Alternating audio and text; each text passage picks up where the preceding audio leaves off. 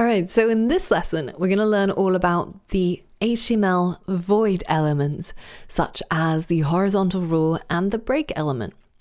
What exactly are void elements? Well, we've seen what non-void elements are, such as the paragraph element or the heading elements, and they're not void because they have content right here in between.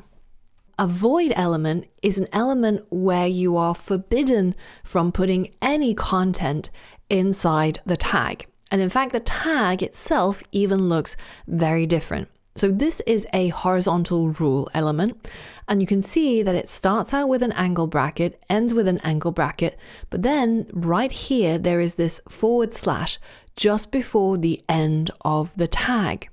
You might think this looks a bit like the closing tag of a normal HTML element, but it's actually subtly different, because here in the closing tag, that / is just after the opening angle bracket. It's right here in front of the letter. Whereas in the void elements, the / is actually just before the end of the tag. And normally by convention, you'll see a little space here as well between the tag name and also that /. This is just something to be really careful about when you're creating these void elements.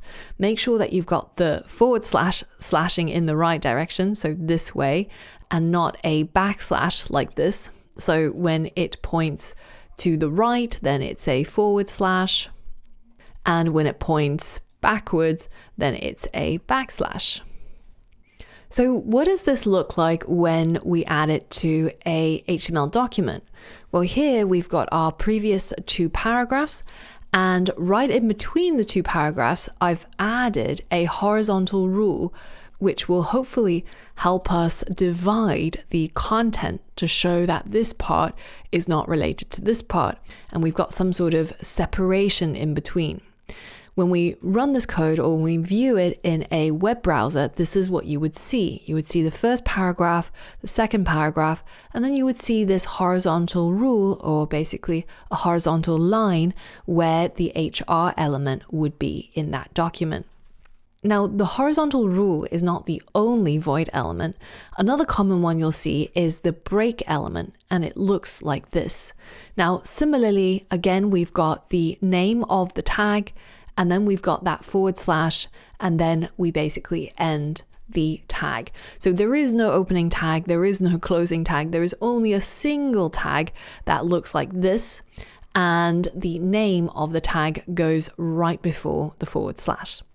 Now, how does the break element work? Well, it's really useful when you have things where you need to separate things onto separate lines in order to have the correct meaning. For example, if you have poems, they are in fact meant to be in the same paragraph, but they should really each be on different lines in order to make the rhyming work, or in order to make the structure of the poem correct. So this is a poem from one of my favorite poets, William Blake. And in order for it to work, we can't have it all run in one line, even if it's in the same paragraph. If we had this code right here, even though, yes, it is all in the same paragraph, it is all related to each other, and this does make sense, but you don't look at poetry like this. It doesn't really work. We don't know where we're supposed to breathe and how we're supposed to read out the poem. So instead, we can add our break elements that we just learned about. Our void element doesn't have any content in it, but it just shows where the breaks in this paragraph has to go in order for this poem to look right. And when this HTML document is rendered, this is what you'll see. A perfect layout for a poem. To see a world in a grain of sand and heaven in a wallflower, hold infinity in the palm of your hand and eternity in an hour. And it's all beautifully formatted thanks to each of our break elements at the end of each line. So now it's your turn to try an exercise using these void elements. So go ahead and download the starting files for this exercise from the course resources for this lesson.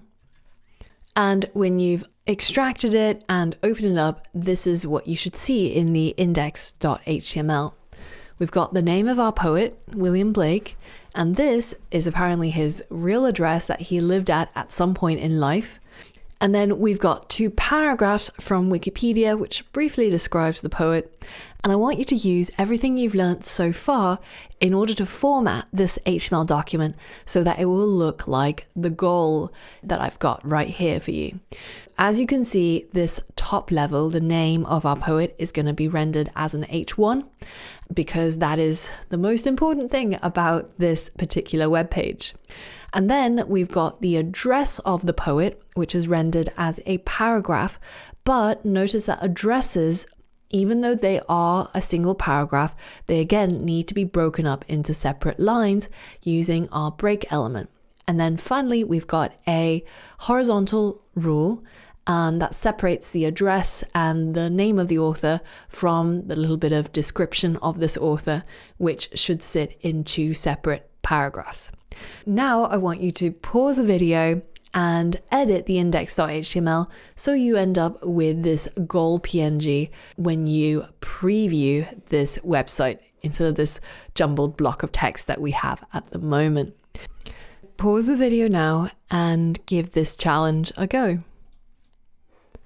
All right, so hopefully you've given it a go and everything worked out. I'm going to run through the solution. So first we said we were going to have an H1 for his name, and then we're going to have a paragraph tag that encloses the address. Now, in order to have that address on different lines, we're going to add our break element to the end of each line. And remember, our break element is a self-closing tag, so we're going to create it like so. Now, I'm going to go ahead and simply copy and paste it to the end of each line, and you can see how nicely our address is now formatted. And finally, we wanted these 2 paragraphs at the end to be separated. So I'm going to go ahead and simply do that. And now we are pretty much golden. We've achieved our goal output. We've got our H1, our address separated, and the only thing we need to do is to add that horizontal rule between the address and the 2 paragraphs. Let's go ahead and add the other void element that we learned about, and now we've completed the challenge. And you can check yourself against the solution to make sure that everything that you did looks exactly the same. Now, a neat trick I like to use is to simply copy the solution and go to diffchecker.com, paste in the solution code, and then paste your code, and then go ahead and click Find Difference. And it should highlight all the places that are different in case you've misspelt something or you've done something wrong. So for example, in this case, in our version, there is a space after the word Blake and the closing tag, which in terms of HTML will not make any difference. But had I instead maybe written the H1 incorrectly and I didn't write the H for the closing tag, then you can see our output looks completely different and we're looking through all of this text. We don't know why it's happened. So we go ahead and copy it and then diff it to the solution, and it should highlight the fact that that is incorrect. And we should now be alerted to check the difference. That's one tip that I have for you today. And let me just go back to our index.html, fix this bug, and we should now be ready to go. Now, in terms of do's and don'ts with void elements, sometimes you see people doing is they add a break tag to add a new line instead of creating a separate paragraph element.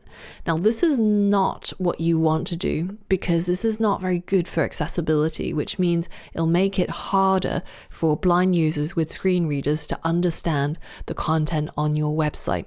So I recommend you always create new paragraph elements when you have new paragraphs and use the break element only when there is some sort of reason why you would want to separate the different lines in a single paragraph, but it's still is a single paragraph, such as in the case of a poem or in the case of an address that we covered in this lesson.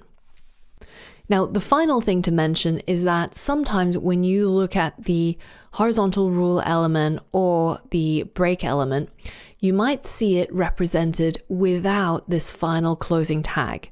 You might see people simply write this, and this is perfectly valid HTML. So you could, in fact, have a horizontal rule that looks like this. You could have a break element that looks like this instead of the one with the / at the end. And these are both valid options. You could go for this or you could go for this.